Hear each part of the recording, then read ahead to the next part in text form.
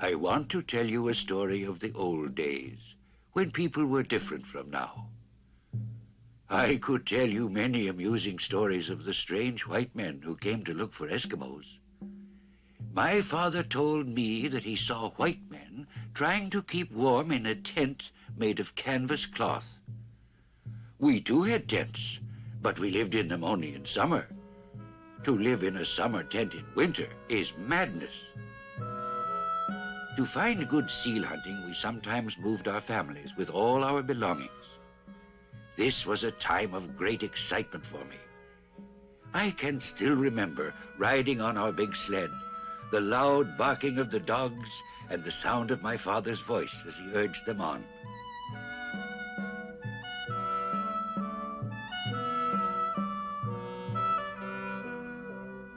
At the finish of the trek, the first thing we did was to build a shelter from the wind and cold. While the dogs rested, my father and other men of the village looked for a certain kind of deep, well-packed snow.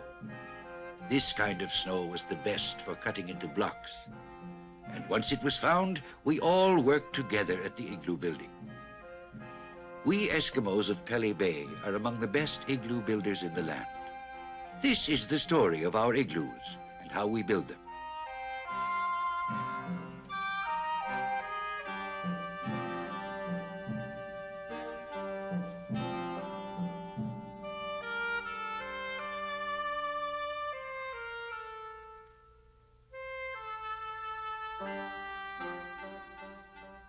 My father told me a story about a young boy who managed to live through a terrible famine. Everyone in his village was either ill or dead. His own parents had died of hunger. The igloos were cold, for there was no seal oil for the lamps. The few men left alive were too weak to hunt, and soon everything would be desolate and silent. So early one morning, the young boy left this place of sorrow. He took with him his father's spear, just in case he found a seal or perhaps even a small fox. The young boy walked a long, long way, on and on across the snow. A terrible hunger gripped his stomach, and his legs felt weak. At last, as the light was failing, he saw in the distance a lonely igloo. With his last remaining strength, he made his way towards it. After a great struggle, he came up to the igloo and crawled inside. He looked around, his eyes heavy with the sleep of death. The igloo was empty, and no one came to greet him. A lamp burned brightly, and seal meat was cooking in a pot. Then a voice bade him welcome to the igloo. "Eat all you need of seal meat," said the voice. "Dry your mittens and boots on the rack above the lamp, and sleep well beneath the warm skins on the sleeping platform. Do not be afraid, for no harm will come to you." The starving boy needed no second bidding. He ate the seal meat and dried his mittens and boots over the lamp. Then he slept beneath the warm skins on the sleeping platform. He awoke shivering with cold. The lamp, the seal meat, and the warm skins had vanished. But when he left the igloo, he found waiting for him a sled and 6 fine dogs. Then a voice, coming it seemed from nowhere, told him to ride the sled, to let the dogs take him on a long journey. So the boy rode the sled all that day. Fast as the wind they traveled over the snow. The dogs were silent, nor did they look on one side or the other, nor did they rest. On and on they ran, until, just as the light was failing, they came to another igloo. When they stopped outside, the dogs and the sled vanished. Then the voice told the boy to enter the igloo. "Dry your mittens and boots over the lamp," said the voice. "Fill your belly with seal meat, and sleep under the warm skins on the sleeping platform. Do not be afraid, for no harm will come to you." And all this came to pass, even as the night before. Once again the boy awoke, shivering with cold. The lamp, the seal meat, and the warm skins had vanished. But when he left the igloo, he found the dogs and the sled waiting for him. "Go for the last time," said the voice. "Ride the sled. The dogs will take you on a long journey." So the boy rode the sled all that day, swiftly, swiftly over the snow, and the only sound he heard was the wind moaning in his ears. On and on the dogs ran, neither looking to one side or the other, never stopping, never tiring. At last, just as the light was failing, the boy saw a village of many igloos. When he came close by, the dogs and the sled vanished. He was greeted by all the people of the village, and they were kind to him. They held a big feast in his honor, for he was a stranger from a far country. "Come, live with us," they said. "Here there is no famine. Hunger is unknown, for seals and caribou are found in great numbers. Stay with us and become a great hunter. Tell us stories of the land you come from." And so the boy stayed in this magic place. He became a great hunter and had many children. And for all I know, he lives there yet.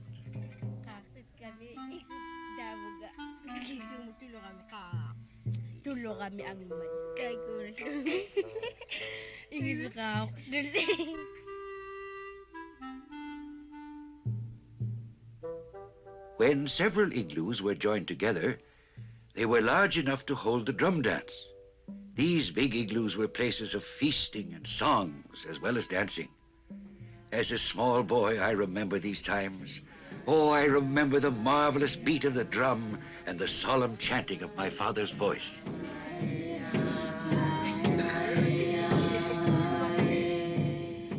Games were played among the women and children in the big igloo. These were good times, happy times, and to me, a small child, all the world was happy. I quickly forgot the hardships of cold and famine when games were played. When my father was happy because of a successful hunt, he would sing a song or tell a poem. The lands around my dwelling are more beautiful from the day when it is given to me to see faces I have never seen before. All is more beautiful, all is more joyful, and life is thankfulness. These guests of mine make my house grand.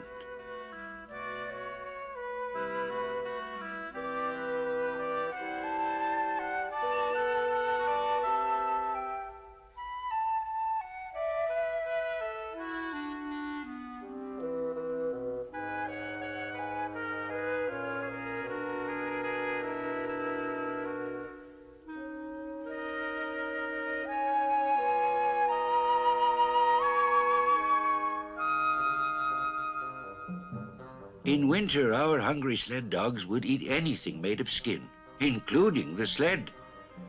Therefore, we often made a special snow house for the sled, a small igloo. This small igloo was good protection for the sled, not only from the ravenous dogs, but also from the weather.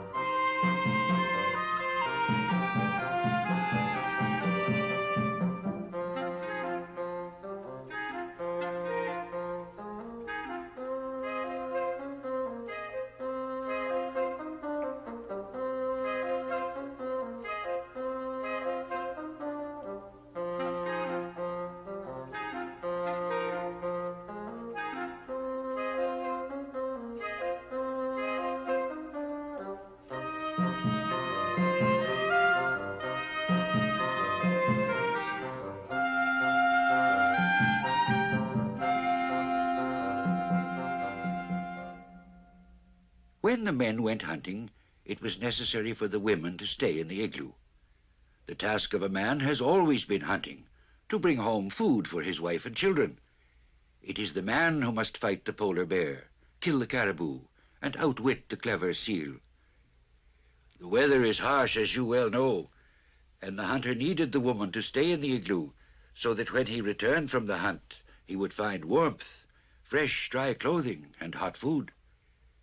After a long time out in freezing weather, a hunter's clothes needed to be made dry again, ready perhaps for the next day's hunting. Therefore, it was always the woman who stayed behind. It was she who tended the lamps and looked after the children. She scraped animal skins, sewed the clothing for the family, and cooked the meat brought in by the men. The igloo was the center of work and gossip for the Eskimo women, a meeting place where endless stories were told and the children played with. Our dogs would carry heavy loads through great drifts. But snow is no colder than the icy water of rivers. Our dogs were learning to stand great hardship, and we were thankful. In winter, the wind blows down from the hills and the great snows come.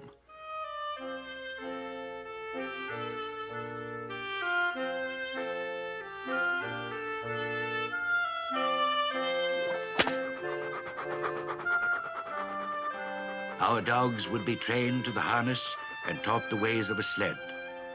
The whip cracks. Yeah! Yeah! Swiftly, swiftly they pulled the sled, brother and sister side by side. The whip cracks. Who is master? Who is the cunning one? The deceitful one? The thankless one? My father was a patient man, as I have told you. But often with those young dogs he lost his temper and was angry. He would then use language terrible to hear.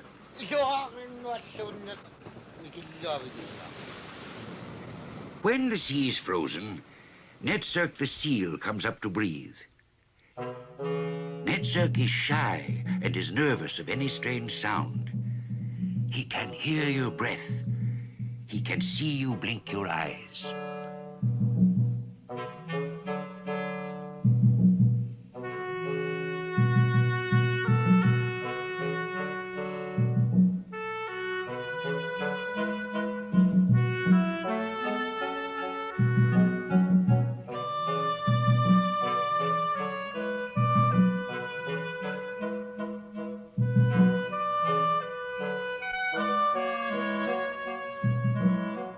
Our dogs were great hunters of Netzerk the seal.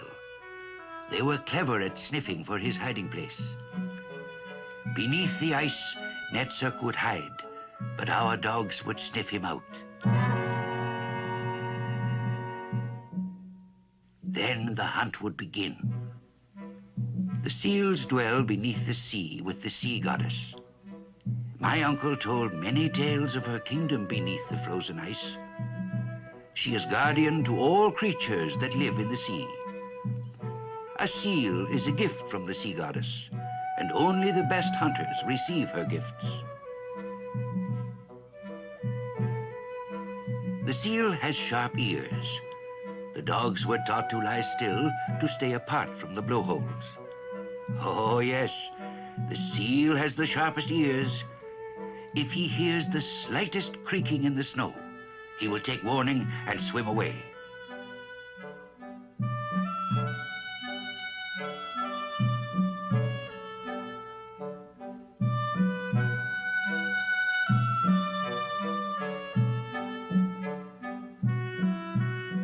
If Netzerk hears the feet of our dogs or the breath from your nose, he will be frightened.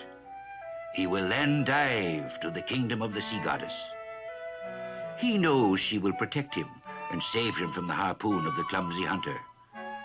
She asks, "Are you patient? Does your dog have a sharp nose for Netzerk? Is your harpoon strong and well made?"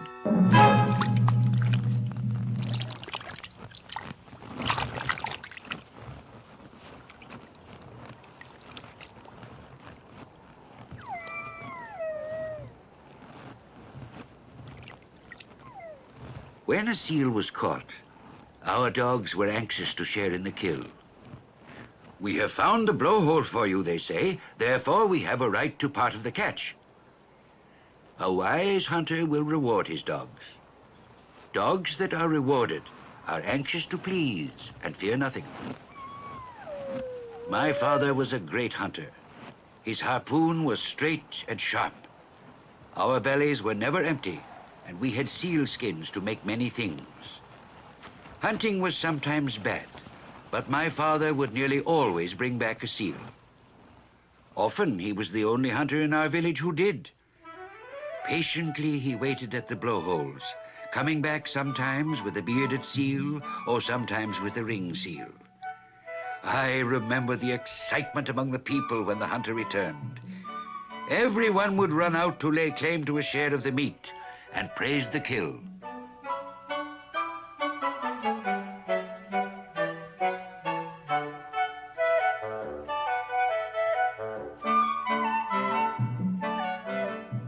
My father was modest and much admired by all the young girls. He told them about the hunt. "My dog is a wretched creature, and my arm is weak," he said. "But you see how luck comes, even to the poorest hunter."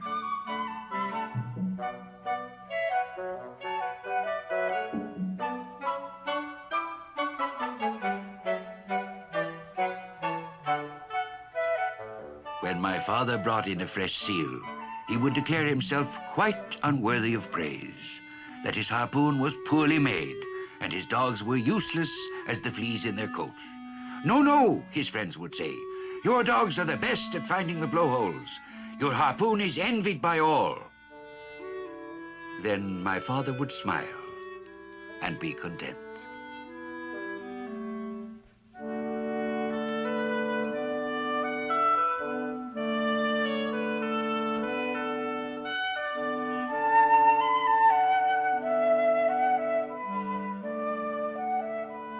Then my mother would cook parts of the seal and serve the guests.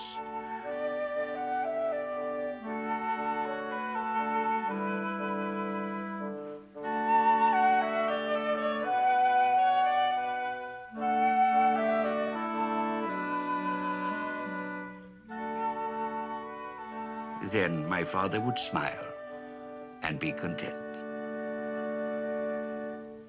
As I told you, the hunter did not forget his dog. He borrowed the dog's nose, the dog guided him to the seal, and the hunter was grateful. But the hunter was careful not to feed his dog too much, for it is well known that a fat dog is lazy. A dog eager for meat moves quickly and has a sharp nose.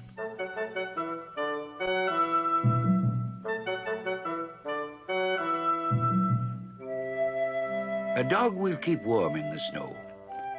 Curled up with his nose under his tail, the snow will cover him. Yet he will sleep and rest himself and be eager for the harness.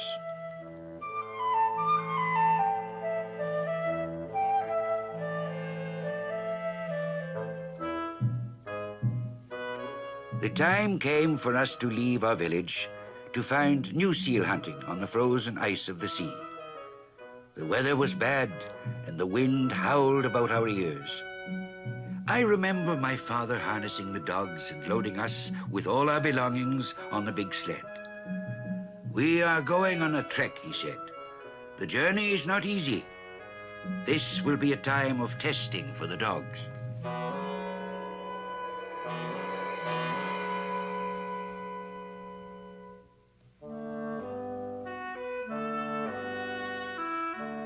As soon as we could, we left the old place. The igloos were... But I see them now as an old man.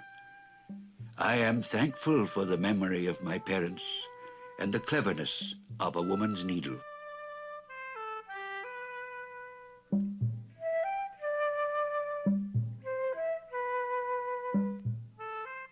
Our winter clothing was different from the clothes we wore in summer. In summer, the outer garment is made from sealskin. But in winter, our jackets were made from caribou. Our boots were made from sealskin and were tied firmly around the leg by a string or thong. I remember the carefree life of a child, playing alone or with other children. To leave the igloo and play outside, even in the coldest weather, was made possible only by the clothes we wore, clothes carefully made by the skill of my mother.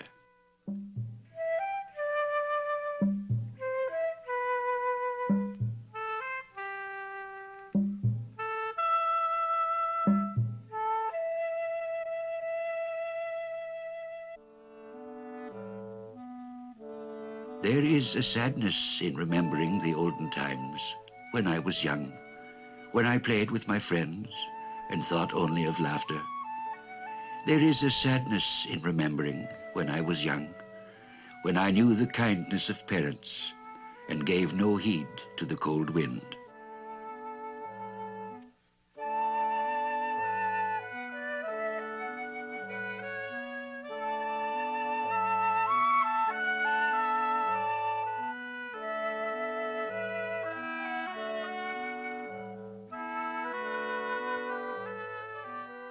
There is joy in remembering those other times, when the snow was a friend, when I played on the hills, rejoicing that the long darkness was gone. There is joy in remembering the kindness of parents, when my father returned from the hunt, and we enjoyed a feast in the igloo by the warm light of a lamp. There is joy in remembering the kindness of parents, when my father helped with seal he had killed, and my mother sang quietly to herself as she cleverly cut the skins and used her needle by the light of the lamp.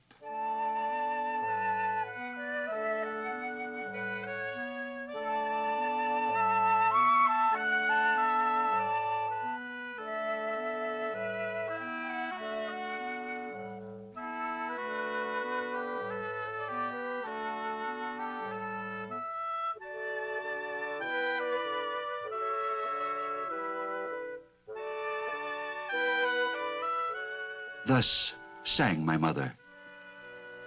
I am but a small woman, and my breath blows a song as I toil willingly.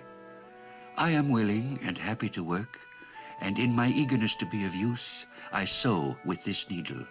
Sharp is my needle, like the tooth of a fox. I am but a small woman, and my thoughts make a poem as I toil willingly. I am willing and happy to work, and in my eagerness to please you, to make this garment, I sew with my needle and cut with this sharp knife. And the knife is sharp, like the bite of a wolf.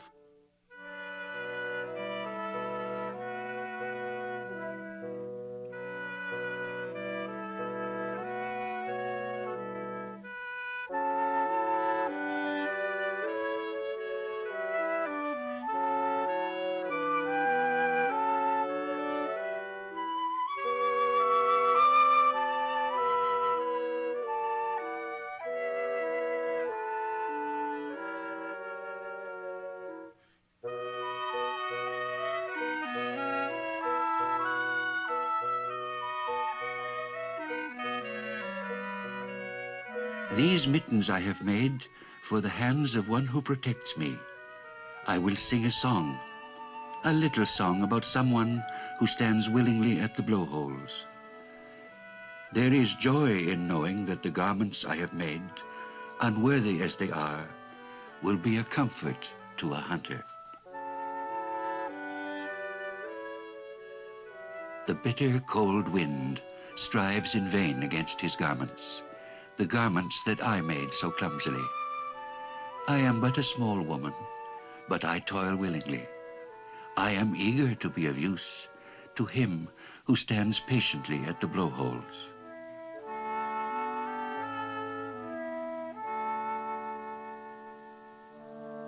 The song is over.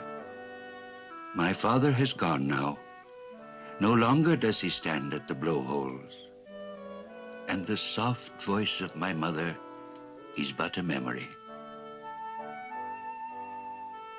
And that is the way we used to live. Their time playing in the snow. They knew nothing about sewing or cooking. Uncle said, "Girls should not roll about in the snow. Girls who would rather play than learn to cook will never amount to anything." He said, "Alas, behaving as they do, my daughters will never marry. I will have no grandchildren to look after me in my old age."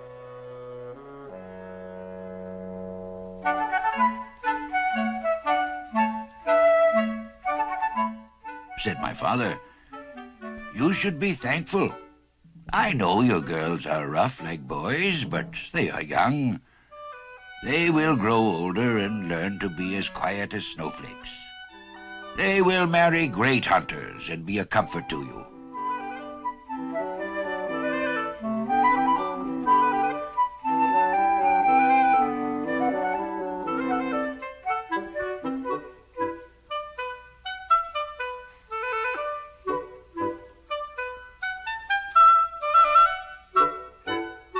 One time, my cousins made a poem about the snow.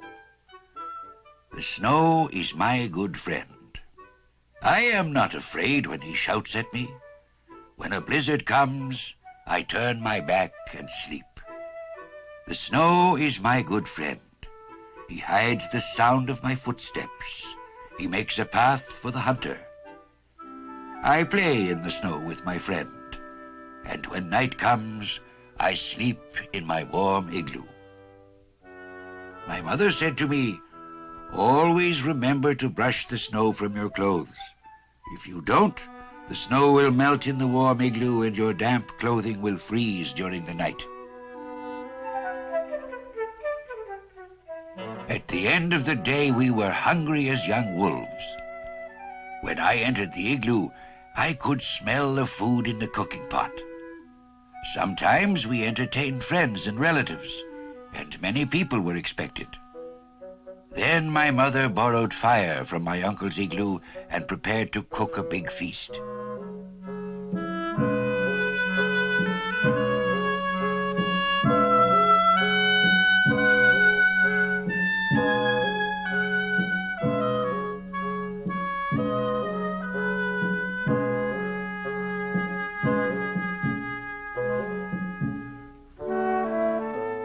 As my mother coaxed the flame, she sang a little song to me. "Now is a time of eating and feasting, days of plenty to hold us together. Now is a time of pots on the boil, days of plenty to make us remember days of hunger, days of poor hunting. Joyfully we greet those who brought us plenty. Now is a time of eating and feasting. Know you the smell of pots on the boil?"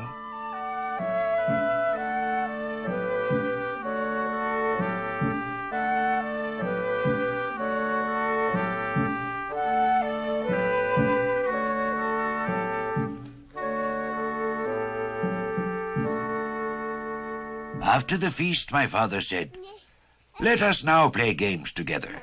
We care nothing for the moaning blizzard. Let us spend the long night rejoicing. The sound of our laughter shall drown the voice of the wind."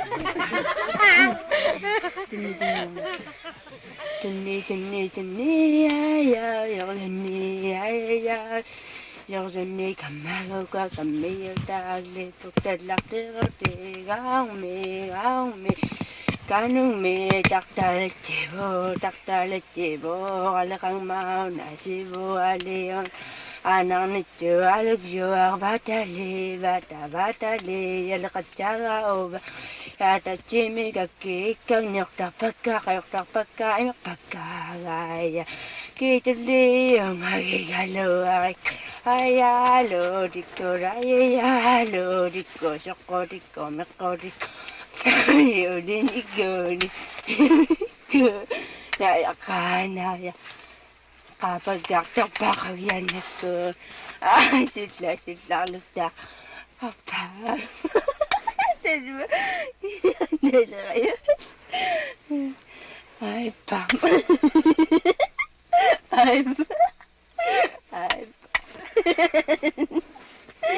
ay pam yun.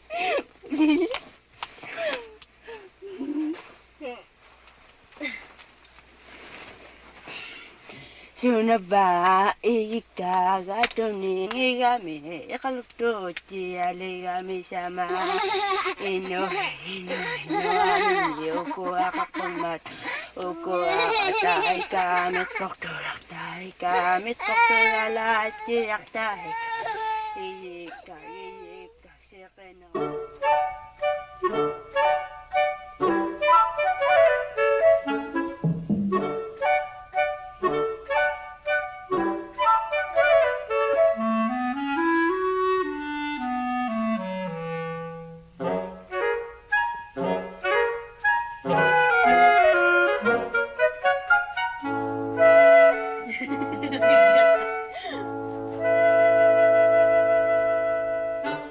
In the circle, out of the circle.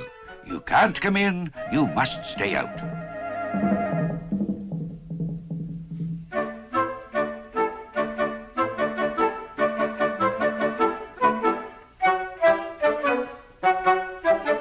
Try to come in, try to get out. We set the trap, and you are caught.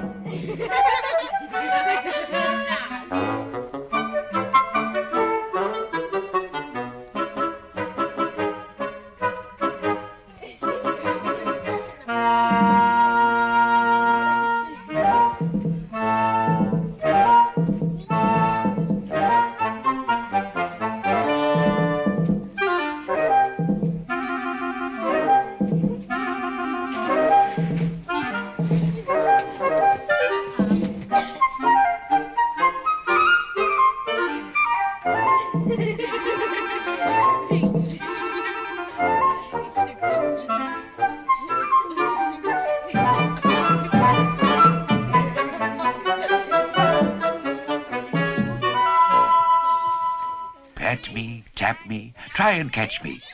Who is the hunter? Who is the bear? Pat me, tap me, try and catch me. You are the hunter, and I am the bear.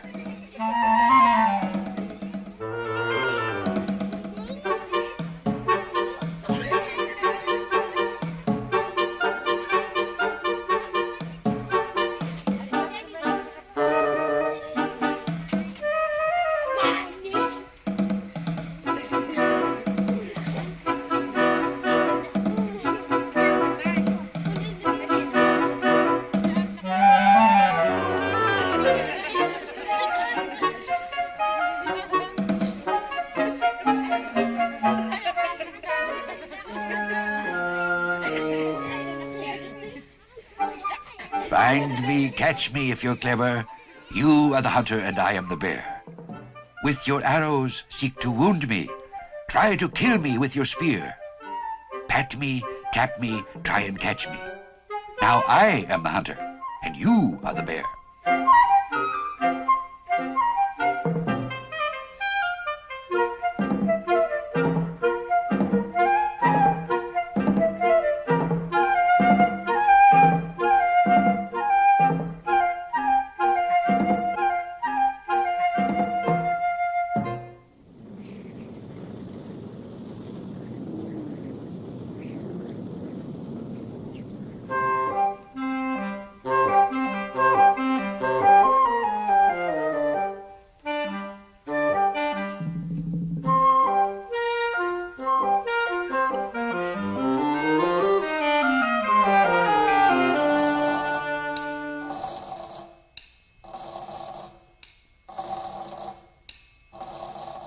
My top was a lively thing, round as the moon and full of light.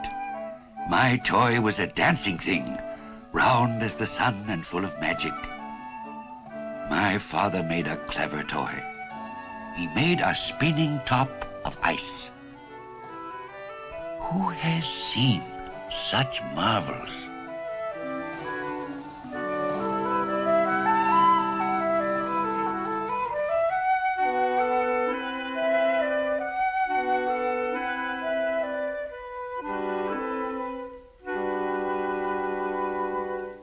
Mama, shoot them.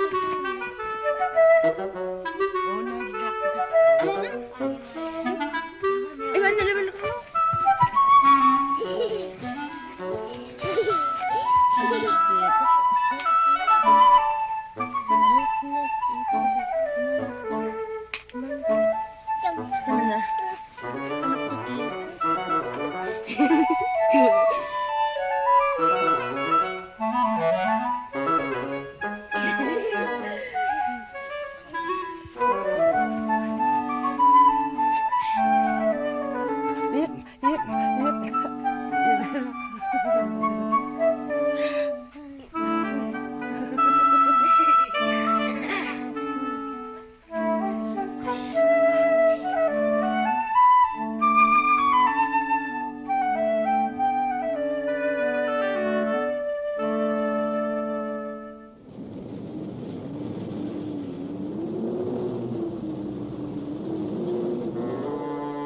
There are magic things, there are lucky things.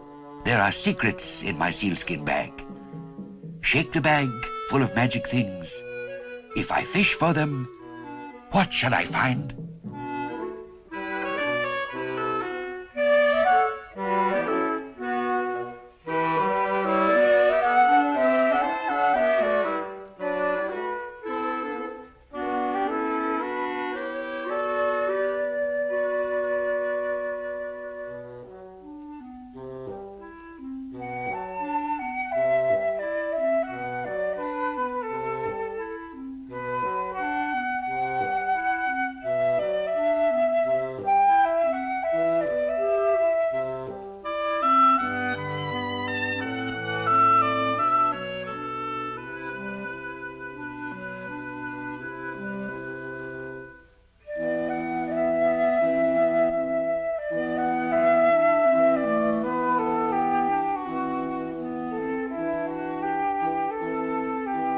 I have played a game with all my friends. I see a lamp that is far away. The darkness grows, and I hear the wind. I see a friend who sang to me. In my dreams, I hear a voice that sings a poem of far-off days. In my dreams, I hear a song that tells a tale of a happy feast. That tells a tale of long ago and the way things used to be.